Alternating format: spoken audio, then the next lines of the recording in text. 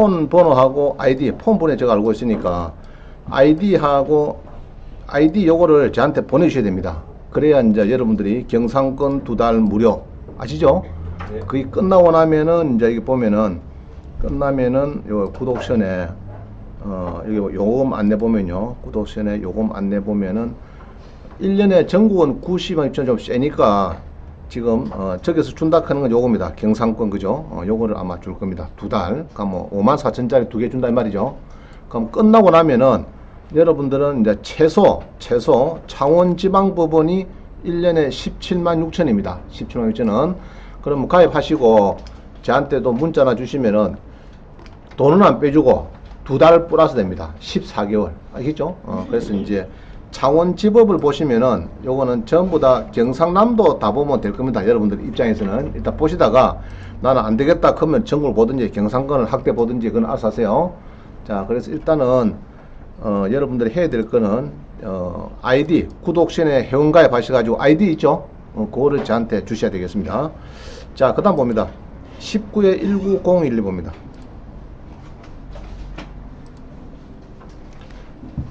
지금 이 제조업체가 굉장히 어렵습니다. 우리나라에 어렵고 특히 자동차 업체도 마찬가지입니다. 그래가지고 지금 이 업체도 엊그제 이제 종업원이 왔다 가시는데 참 들었고 보니까 참 딱해요. 이게 공장인데 그죠? 공장이 이렇게 이제 움직이는데 이게 제조업체 그 GM 쪽에 아마 그런데 납품하는 업체 같아요. 공장인데 어려워가지고 사장님이 이제 결국은 경매를 당하게 되는 이런 결과입니다. 그래서 이제 참 안타깝기도 하고 자기들이 그래 임금은 받으셨나 물어보니까 근로복지공단에 최단금 지급 요청했대요. 최단금. 그러면 이제 3개월 월급하고 3년치 퇴직금 정도는 미리 받을 수가 있습니다.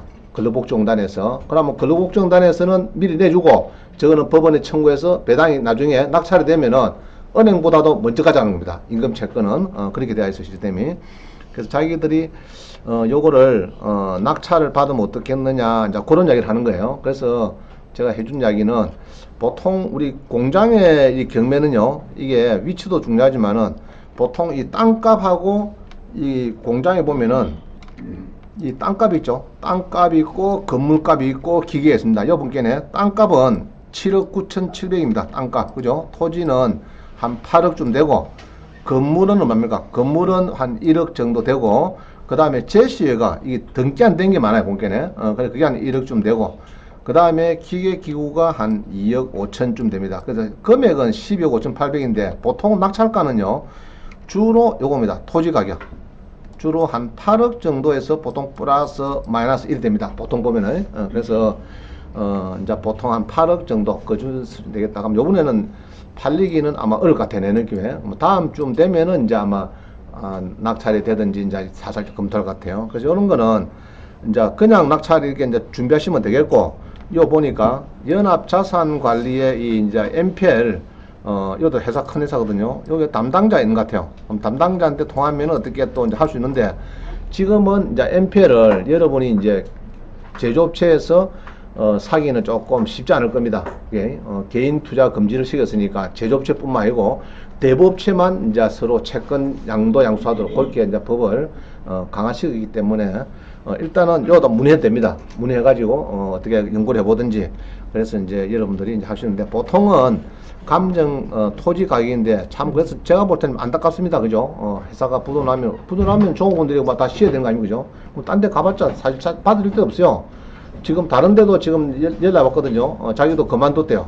종업원이 8명인데 자동차 부품업체인데 그만두고 회사를 정리해야 되겠다. 왜냐하면 매출이 전년도에 반의 반도 안 되니까 그거 갖고는 움직일 수 없대요. 매출이 작아서.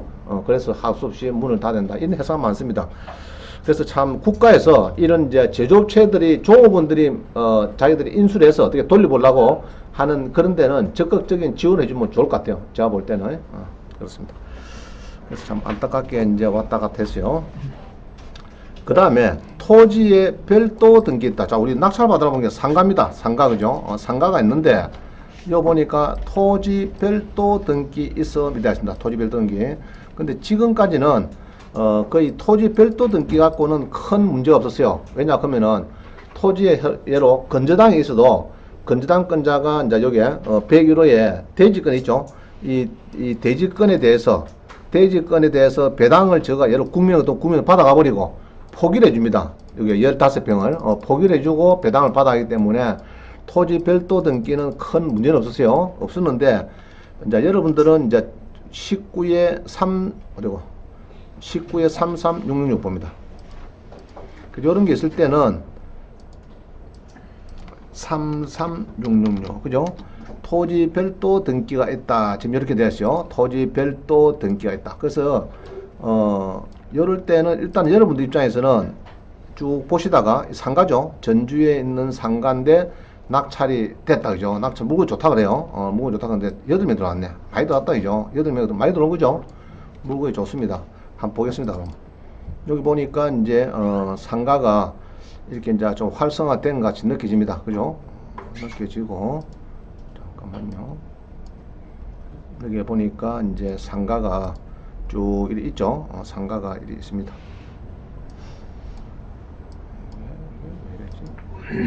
자, 쭉 한번 보세요. 상가가 이렇게 이제 가보니까 장사가 지금은 비가 있는데 여기 이제 1층이고 막 그런 데로 좋더랍니다. 이게 1층이고 딱 보니까 전부 다 상권이 있는데 요 CU 바로 옆에 왼쪽 요겁니다. 요게 이제 경매가 나왔습니다. 이게 나왔는데 상권은 좋대요. 그래서 이제 낙찰을 받겠다 했는데 아마 떨어진 것 같다네 느낌에. 자, 지금 46% 들어온 거 보니까 5억 7,500. 그럼 거의 3차 육박 해버렸죠. 해버렸고 일단 이럴 때는 조회 동향을 한번 보세요. 보면은 5분 이상 본 사람이 몇 명이죠 지금? 자, 요 보면서요. 유효 조회라는 것은 열람 시간이 5분 이상을 의미합니다. 그러면 2주 동안에 36명 봤다. 그럼 36명이 이제 대부분 좀 세심하게 5분 이상 검토를 했단 말입니다. 그러면은 보통 한 3, 4명, 5명 이 정도 들어올 수가 있습니다. 아시겠어요? 그러면은 이제 한 5명 정도 들어올 수 있다. 자, 그게 지금 결론적으로 더 들어왔네요. 여기는 그죠? 한 8명 들어왔습니다. 아시겠죠? 많이 들어왔어요. 자, 근데 여기서는 토지 별도 등기 있다고 답을 줬는데 그럴 때는 일단 제일 중요한 거는 매각 문구 명세서는 보세요. 뭐라 써놨는지. 여기 보니까 쭉 이렇게 그죠? 매각 물건 명세서를 잘 봐야 됩니다. 그죠? 우리 보좌관께서 뭐라고 답을 주는가 그것도 여기 보니까 대지권 목적인 토지에 별도 등기가 있다. 그러나 매각으로 소멸한다 놨죠. 그러면 뭐 문제가 없다 이 말도 죠. 그러면 낙찰받아도 되겠다. 그동안에는 토지 별도 등기 갖고는 큰 문제는 없어요. 없었는데 예전에 한번 판례를 보니까 중개사가 토지 별도 등기를 무시하고 임대차를 중개를 했습니다. 했는데 그 들어가는 예로 세입자가 1억을 주고 들어갔는데 자기가 떨어지니까 깡통이 돼가지고 떨어지니까 낙찰받았어요. 상계 신청을 했더니 토지에 대해서는 예로 국민에서 배당을 받아가 버리고 지가 배당을 못 받으니까 그 세입자가 채권 상계 신청했는데 예로 7천만 원을 배당이 안 됐습니다. 안 돼 가지고 중개사한테 소송을 걸었어요. 너가 하자 물건을 나한테 임차를 하도록 중개를 했으니까 이런 물건인데 토지에 문제가 있는 이런 물건인데 너가 중개를 했으니까 7천만 원에서 좀 내놔라. 이렇게 해서 이제 소송이 붙었는데 한 5천만 원 정도 주라고 판결을 넣었습니다. 토지별도 등기에서 나왔는데 그거는 이제 토지별도 등기는 보통 건물에 보통 써놨어요. 보통 써놨는데 요거는 한번 보겠습니다. 어떤지. 그래서 토지별도 등기는 이제 이 대지권에 우리는 여기서 보면은 이제 대지권 있죠. 대지권의 목적인 토지 있고 여기 보면은 대지권의 자 여기입니다. 별도 등기 순대가 있죠. 지금 요거 이야기입니다. 여기 있는데 이제 건저당이 있고 지상권인데 통상적으로는 이 별도 등기는 예로 국민은행이다. 1순위가 국민은행이다 그러면은 국민은행에서 이제 보통 배당 요구를 합니다. 저가 배당 요구를 하고 국민은 토지에 대해서는 배당 요구해서 예로 건물이 6천, 대지가 4천, 그러면 이제 4천만 저가 받아가면서 여기에 대해는 요 지분 요거를 포기를 합니다. 포기를 해요. 그런 게 문제가 별로 없었어요. 그동안에 없었는데 가끔은 이제 한번 따져볼 필요가 있어요. 이게 설정이 국민이 맞는가 따져보고 그 은행에서 배당 요구를 했으면 그런 문제는 없어요. 없고 또 만약 인수가 될 때는 매각문구 매수에 보통 남깁니다. 사보자니 토지 별도 등기에 대해서 인수다. 그죠? 그 등기에 대해서 인수를 하라. 이렇게 조건을 달면 인수가 되는 거고, 요것처럼 소멸한다 하면은 이제 자기가 보니까 문제 없더라 이 말이죠. 그래서 소멸한다 하면 문제가 없었고, 막 대부분 그렇습니다. 문제 없는 게 대부분이었다 이 말입니다. 자, 그 다음 봅니다. 요거는 이제 시내에서 저한테 전화가 왔어요. 전화가 와가지고 살 사람이 있으면은 자기들이 수의 계약으로 90% 대출해 주겠다. 그래서 지금 요렇게 해서 움직이는데 24억 해도 안 팔리니까 더 떨어지겠죠. 한 번 더 떨어질 건데, 그러면은 23억 5천에 90% 대출해 주겠다 이 말입니다. 그래서 자, 한번 보겠습니다. 진해구 익선동이네요. 요거는 이제 온비드가 될 겁니다. 지금은 이게 기타 재산에 대해서 온비드를 아마 가야 될 것 같습니다. 온비드 같습니다. 여기 있네. 자, 온비드 가서 번호 한번 불러봅니다. 번호가 2020 그죠? 2020 마이너스 0100 마이너스 000694 그죠? 자, 이렇습니다. 자, 요게 이제 보니까 더보기 이래서 보니까 27억 5천에서 떨어지죠. 떨어지고 지금 요까지 이제 떨어진 것 같아요. 떨어졌는데 안 팔리니까 다시 또 노겠죠. 노는데 여기 보면은 자, 기타 일반 재산이 들어가 있고 KB 부동산 신탁이 되어 있습니다. 이게 이제 신탁 공매죠. 쉽게 말하면 신탁 공매인데, 근데 KB 부동 신탁인데 왜 저한테 신협에서 왜 전화 왔을까? 신협에서 왜 신협에서 전화 왔죠? 신협에서 자, 소유자가 이 땅 주인이 여기 이제 상가죠. 오피스텔 갔는데 오피스텔이죠. 오피스텔인가? 이게 아마 오피스텔 28개입니다. 오피스텔 28개하고 상가 하나하고 이렇게 됐어요. 담보를 들고 와서 돈을 빌려달래요. 신입에 가서. 그러니까 신입에서는 옛날 같으면요, 전부 다 1순위 건조당 했죠. 담보 나갈 때 건조당 이렇게 나왔는데, 일이 나가다 보니까 아까처럼 공장에 임금채권이 막 쳐들어오죠. 그래서 보니까 임금채권에서 먼저 빼가자. 그 다음에 또 나중에 법정길이 국세에서 빨라하고 또 빼가자. 건조당보다 앞서가지고. 그래서 하니까 안 되겠다. 네가 소유자가 소유권 능가주라. KB 신탁에. 자, 능가주면은 이제 임금채권하고 국세법정계라고 이제 쳐들어올 수가 없습니다. 신탁이 능가하기 때문에. 그래 가지고 삼면에서 이제 여기가 위탁자 되는 거고, 여기에는 이제 수탁자 되는 거고, 신협은 수익자 되는 거고. 자, 그런 양면 관계를 해서 대출이 실행됩니다. 그러면은 나중에 이자가 안 들어오면은 KB 부동산 신탁에서 경매라든 공매라든 해서 이제 회수가 되면은 그거를 신입해 주고, KB 부동산 신탁은 어찌 보면은 중개업소라고 보면 됩니다. 중개업소. 여러 수수료 한 1% 2% 받고 중간 역할 해주는 거예요. 소유권을 받아놨고 안전하니까 그런 역할입니다. 그래서 이제 지금 신입에 나한테 전화 온 거예요. 이제 낮게 나서야 되면 신입에서 부실이 생기죠. 그래서 저한테 전화 온 겁니다. 왔는데 요거를 이제 낙찰을 받으면은 여기 보면 상시한 거 있죠. 해당 공고보기 부분 뭐 있을 겁니다. 이 파일에. 그래서 이제 집에 가서 보시면 되겠고, 이게 보면은 이제 신탁에서 요런 호수가 있네. 그죠? 28개하고 상가하고 있대요.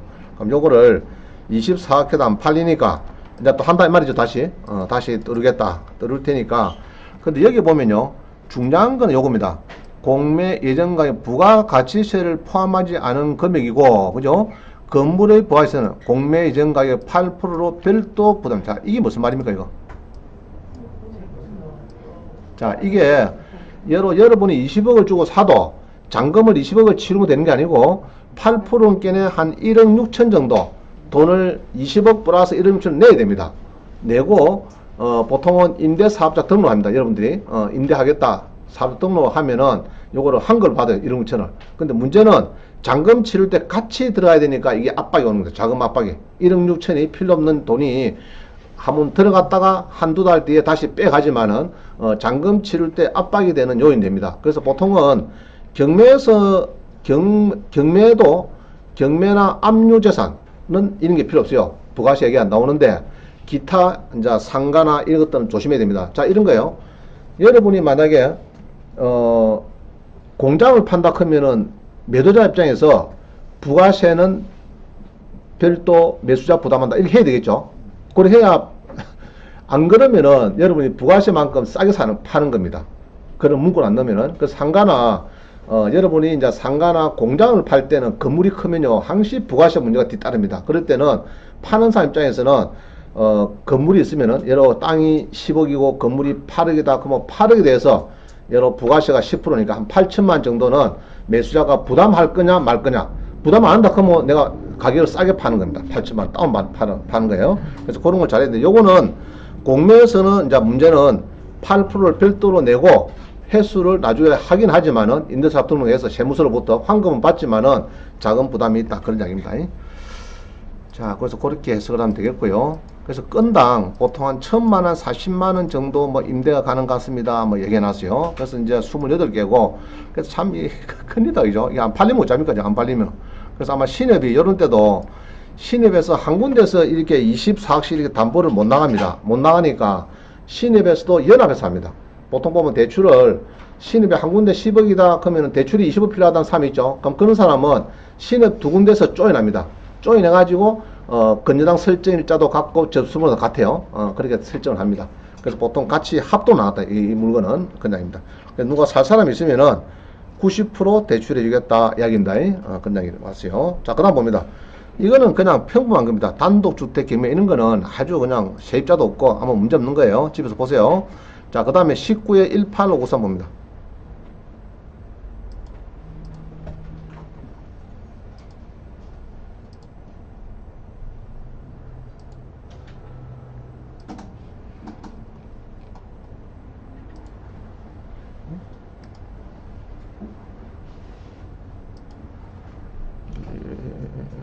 다시요. 오씨, 이게 들어가. 자, 어차피 그 주택 한번 봅시다. 어차피 나왔으니까. 주택이 19에 13366이네요. 19에 13366. 요거는 큰 뭐 문제는 없어요. 사파동 건을 보니까 큰 뭐 문제는 없습니다. 보통 우리 창원이 그 호주의 캔버라 도시에 본땄죠. 그래서 도시가 잘 되어 있습니다. 잘 되어 있고 보통 이런 집들이 쭉 이제 주변 환경이 좋아요. 법원 옆이라서 다 잘 되어 있습니다. 이런 집인데 보니까 여기 보면은 방향 봅니다. 방향이 일단 좋습니까 나쁩니까? 방향 북향이죠.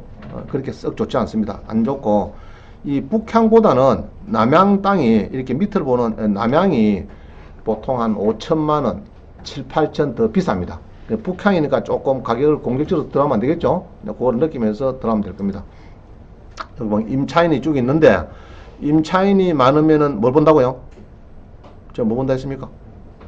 예상 배당표. 그죠? 배당표를 보고 일단은 저도 예상표를 봅니다. 이제 주파 따기 힘드니까. 그래서 이거 보니까 대부분 타가죠. 별 문제가 없죠. 문제가 없습니다. 그래서 이제 장용대 씨는 1억 4천을 주는데 6,700만원 타간다. 뭐 이런 얘기네. 자, 그런데 여기서 보면요. 특히 장용대 씨 같은 분들은 이 전세권 했어요. 전세권을 했는데 이 전세권을 했는데 조심해야 될 게 이런 겁니다. 전세권자는 건물에 보면은 목적물의 범위를 땅하고 같이 잡으면 좋은데 은행에서 담보 잡으면은 거짓말 당시 땅하고 건물 같이 잡죠. 잡는데 이 전세권자들은 보면은 이렇게 잡으면 안 됩니다. 이렇게 잡으면 상당히 불리해요. 자, 전세권 설정해 가지고 범위가 뭡니까? 주거용 1층. 자, 이게 빠졌어요. 뭐 빠졌습니까 지금? 토지 전부 및, 그죠? 이래 한다. 토지 전부 및 그 다음에 주거용 1층에 이래야 이래야 나중에 등기부를 보면은 토지에도 전세권 설정이 나오고 건물에도 나오고 은행도 그렇죠. 토지에도 건조당 나오고 건물에도 이렇게 공동전시를 해야 되지 이렇게 하면 힘듭니다. 자, 이런 거예요. 땅값이 9억이고 건물이 1억입니다. 그러다가 전세권을 2억 해놨어요. 50% 팔려버리면은 1억에 팔렸으니까 1억밖에 못 봅니다. 땅에는 전혀 침범을 못해요. 아파트는 상관없어요. 아파트는 전세권을 해도 대지 사용권까지 같이 미쳐버리는데 이런 단독이나 다가구 주택은 전세권 할 때 요거는 법무사 아가씨들이 잘 몰라서 그래요. 업무를. 그래서 요 할 때는 항시 토지 전부 및 주거용 이렇게 해야 됩니다. 그래갖고 등기부 등본에도 토지에도 전세권 설정이 나오고 건물에도 나오고 두 개 다 나와야 돼요. 이 중요한 이야기입니다. 자, 그렇게 해야 좋다. 자, 또 하나 물어봅니다. 이분은 보니까 전세권이 빠지고 전세권 설정을 했는데 이게 전세권 설정했는데 자기 요 보니까 1억 4천 여기 있네. 요 확정이 빠져버렸어요. 여기 빠졌어요. 그럼 이럴 때 없잖아요. 그러면은 요거는 아까 전세권 일자리로 갖다 붙이면 됩니다. 알겠죠? 그러면은 전입 확정이 됐으니까 어느 정도 전입을 했기 때문에 요거는 대지권까지 같이 받는다는 겁니다. 이해가시죠? 만약 이 사람이 전입 신고를 안 하고 전세권만 하면은 이제 힘이 약해요. 건물에만 받으니까. 그러나 전입 신고를 했기 때문에 확정일자 없는 거는 우리가 전세권 설정일자 있죠. 그거를 갖다 붙이면 됩니다. 이해가시죠? 자, 그렇게 해서 하면 되겠어요. 그래서 요거는 물건은 괜찮습니다. 요거는 팔릴 것 같아요. 요번에 이 정도 가격 같으면은 물건이 뭐 좋습니다. 그런 대로 24명이 봤다 그죠? 자, 대강 감 잡겠죠? 이 정도 보면 팔린다 팔린다. 팔리겠죠? 몇 명 들어오겠죠? 자, 그렇게 보면 됩니다. 자, 그 다음에 이제 봅니다. 농어촌 주택의 양도소득세 특례 가지고 주택수에서 빠진다 해놨는데요. 여기서 조심해야 될 건 요겁니다. 도시 촌동네라도 이렇게 평성리 사고 촌동네라도 도시지역이다 면은 이는 안됩니다. 자, 잘 봅시다. 농어촌 지역의 특례를 보면요, 은면지역에 소재해야만 되는데 단 수도권, 광역시, 투기지역, 도시지역. 도시지역이 뭡니까 이거? 도시지역이 땅이 주거, 상업, 공업, 자연녹지 아시겠죠? 주상공로 있는 거는 안 된다. 안 되고 주로 이제 도시지역 안에 지역은 안 된다. 그럼 되는 게 뭡니까? 관리지역, 계획관리 사고 있죠? 농림지역 이런 건 된다 합니다. 그래서 도시지역은 안 된대요. 그러고 연접하면 안 된다 하면 연접은 안 된다 이 나입니다. 자, 그래서 한번 봅니다. 예로 서울 사람이 요거를 사면은 농어촌 주택의 특례에서 주택에서 빠지느냐? 일단 내용은 그래요. 땅이 200평 안 되니까 괜찮죠? 낙찰가 2억 안 되겠죠? 2억 안에 들어가면 괜찮고 그건 괜찮은데 19에 73 이상.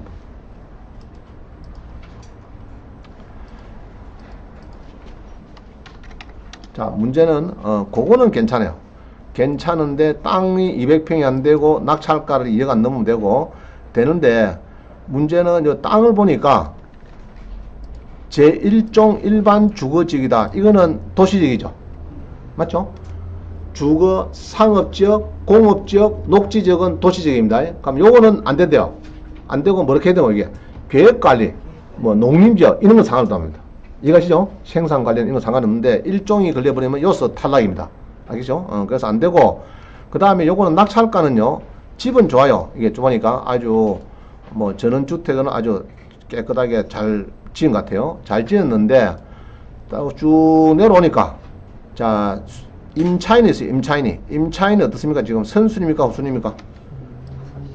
2016년 6월 8일보다 5월달에 한 달 정도 빠르고 확정일자는 꼭 배당 요구는 잘했고 그러면 2억 천이 배당 안 되겠죠? 확정일자 없어가지고 그래서 대항력만 있고 전액 매수인 인수다. 자, 2억 천은 예상 배당표를 보면은 인수로 100%가 됩니다. 2억 천이 인수니까 여러분 낙찰가는 얼마에 든 거라면 인수가 2억 천이니까 5천만 하면 뭐 됩니까? 5천만 하면 5천만 하면 2억 6천이죠.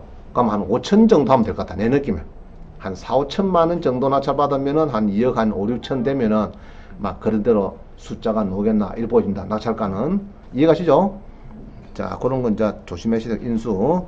자, 여기서는 이제 일종 일반 주거지역은 촌동네에 있어도 농어촌 주택의 양도세 특례에서 주택수에 빠진 게 포함이 됩니다. 이해가시죠? 자, 넘어갑니다.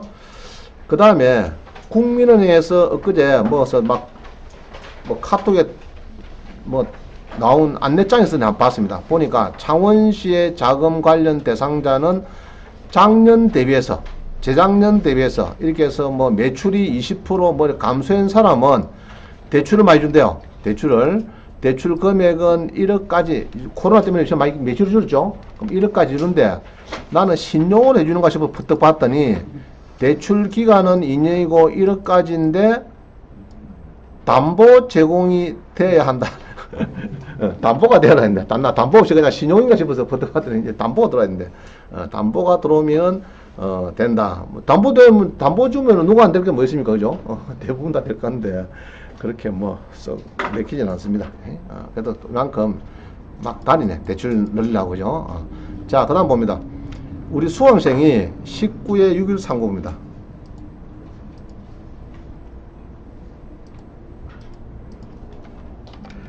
요거를 낙찰받고 아주 좋아했어요. 아주 본인이 정말 낙찰받은 거를 아주 좋아했습니다. 그래서 이제 여기 보면은 이제 이 주택이 이제 나홀로 아파트지만은 대지 건물이 큽니다. 58평. 그래서 내가 아이고 너무 크지 않습니까? 58평 뜨면은 화장실 가면 자전거 타고 와야 되는데 크지 않았더니 이 정원이 좋대요. 1층인데 자기 앞마당만 쓸 수 정도 돼야 있대요. 1층이라서 정원이 상당히 좋다고 그래요. 정원이 딱 좋고 그래서 이게 낙찰을 자기가 받으면 좋겠다 이렇게 해서 받았습니다. 근데 바다도 보인대요. 바다도 마산 항구가 쫙 내리 보인대요. 이거 보면은 이 바다가 지금 이렇게 밑으로 그죠? 마산 항구와 바다를 쭉 마산 고등학교 바로 뒤에 있는 입니다. 이게 예 보인대요. 여기가 제 모교입니다. 모교. 완을 초딩이 제 모교입니다. 완을 초딩. 모교 바로 위에입니다. 그리고 여기 보니까 이분 낙찰을 받아가지고 여기에 세입자가 있어요. 1,100만원 그죠? 세입자가 있는데 이분은 이제 예로 예상 배당표를 보니까 1,000만원 배당한 거로 이렇게 나와 있습니다. 나와 있지만은 보통은 따집니다. 법원에서 1,000만원 받아가면 우리은행에서 손해가는 거죠. 금액이 작아지니까. 그래서 보통은 월세를 경매가 되고 한 1년 2019년 8월 달에 경매되고 배당을 2020년 7월 달에 11개월 지났죠. 그럼 11개월 동안에 월세 100을 안 냈으면은 10원도 안 줍니다. 무슨 말이죠? 그 따집니다. 그거 따져갖고 통장, 무통장 입금 들어온 거 내놔할 겁니다. 그거 없으면은 배당 안 해주려고 그래요. 따집니다. 자, 그래서 본인이 이제 요거를 낙찰을 받고 이렇게 해서 이제 배당기일 통지서를 가왔어요. 저한테 보내왔는데 이렇게 보니까 배당기일 통지서를 보니까 날짜가 7월 23일 오후 2시래요. 13일. 자, 그러면은 우리가 보통 낙찰 받고 여기서 낙찰을 언제 됐습니까? 지금 낙찰이 5월 21일 됐는데 매각 허가 결정은 일주일 뒤고 돈 넣으라 하는 날짜는 6월 26일인 걸 보니까 그죠? 좀 4일간 땡기냈죠. 그러면은 보통은 5월 20일에 낙찰받고 6월 26일에 돈 내라니까 30월 걸린다 그죠? 그럼 여기서 배당 날짜는 또 며칠 걸린다. 한 달 정도 걸리죠. 그래서 보통 이러면 됩니다. 낙찰을 받고 한 달 뒤에 잔금을 넣어야 되고 잔금을 넣으면은 한 달 뒤에 배당이 된다. 이러면 됩니다. 그래서 배당기일까지는 낙찰 받고 한 2달쯤 걸린다. 그래 보면 되는 거예요. 그럼 그때 예로 세입자가 돈을 탈락하면은 이제 이렇게 이걸 받는 거죠. 받는데 돈을 탈락하면은 여 보면은 본인이 가면은 문제 없어요. 없는데 대리인이 갈 때는 조심해야 될 것은 위임장도 2개고 인감증명서도 2통을 가야 됩니다. 대리인이 갈 때는 그거는 이제 경매계장한테 하나 줘야 되고 공탁계장에도 줘야 된다. 근데 이거 잘못된 거예요. 은행 같으면은 절대 일 안 합니다. 한 개 먹으면 한 개. 당자 개설하면 인감증 들어오죠. 또 대출 나한테 인감증 그걸 손 압니다. 3개월 내에 같은 게 있으면은 한 사람 거면은 한 사람 거면 들어오면 돼요. 그걸 가지고 똑같은 법원인데 옆방인데 또 여기도 인감증 받고 또 공탁계에서도 받고 경매에서 받고 이런 거는 좀 법원에서 좀 없애야 됩니다. 그죠? 하나만 받으면 되지. 그 같은 법원에 쓰는 건데 스캔이나 쓰든지 서로가 그러면 되는 거지. 그거를 꼭 2장을 들고 가라 하는 거 이것도 제도 바꿔야 돼. 무슨 말이죠? 그 한 법원에서 같이 보면 되는 게 같이 뭐 통과하고 보면 되는 건데 그거를 들고 오라 막 2장씩 들고 오라 그 괜히 낭비 아닙니까? 안 그래요? 그렇죠. 업무 대접해갖고 뭐 옆에 빨리 주든지 뭐 저끼리 사인하든지 그러면 되지. 당장에서 인감증 들고 오라. 대북에서 인감증 들고 오라. 그럴 필요가 없다는 겁니다. 그러면 한 은행 지정 같으면은 막 같이 뭐 보면 되는 거지. 그거를 갖고 이제 2개씩 내라 합니다. 일단은 2개씩 가야 될 겁니다. 알겠어요? 통지가 왔으니까. 자, 우리 법원에 말씀드립니다. 인감증명서 한 통하고 위임장도 한 통만 가져가면 되도록 업무를 개선해 주시기를 부탁드립니다. 법원 행정처에 말씀드렸습니다. 예? 그리 감사 따면 안 된다고. 뭐 때문에요? 감사 따면 안 된다고. 그거는 자기들 이야기고 국민의 편익을 도모하는 것이 우리 국가 행정기관 아닙니까? 그죠? 카피도 뭐 여기하고 저기하고 자, 그래서 낙찰 받고 배당까지는 한 2달 걸리더라. 아시겠죠? 자, 넘어갑니다.